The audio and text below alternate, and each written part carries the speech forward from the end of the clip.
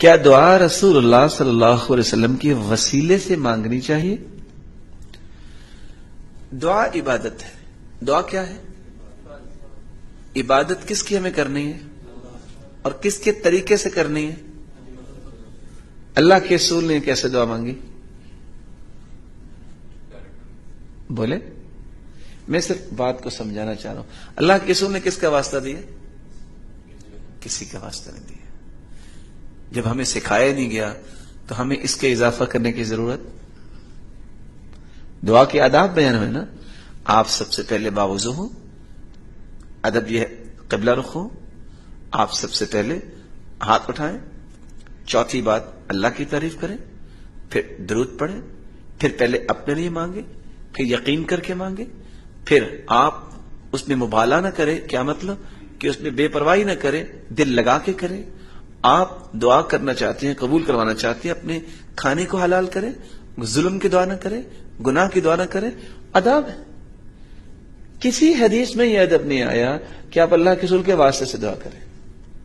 جب کسی حدیث میں نہیں آیا تو ہم کیوں واسطہ دیں گے؟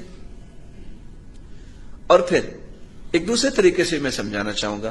اذان کے بعد ہم دعا کون سی پڑھتے ہیں؟ اللہم رب هذه الدعوة التامة والصلاة القائمة. آگے کون اس کا ترجمہ کرے گا؟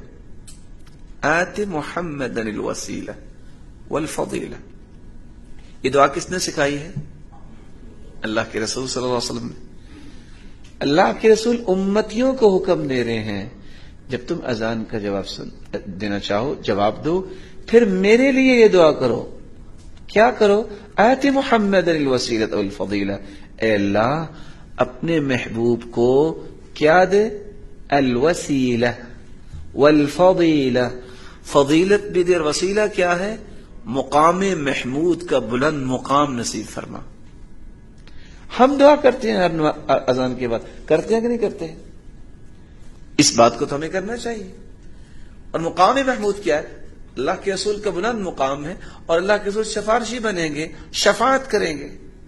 جو امتیوں کو یہ کہہ رہے ہیں، حکم دے رہے ہیں، اللہ کے پیارے محبوب اگر دعا وسیلے کے ساتھ کروانی ہوتی تو پھر وہ کہتے کہ میرے وسیلے سے کرو کہ میرے لیے وسیلہ مانگو. دونوں میں فرق ہے. تو اللہ کے رسول کے ساتھ وسیلے کے ساتھ دعا مانگنا جائز نہیں. نہ اللہ کے رسول نے فرمایا، نہ سمجھایا، نہ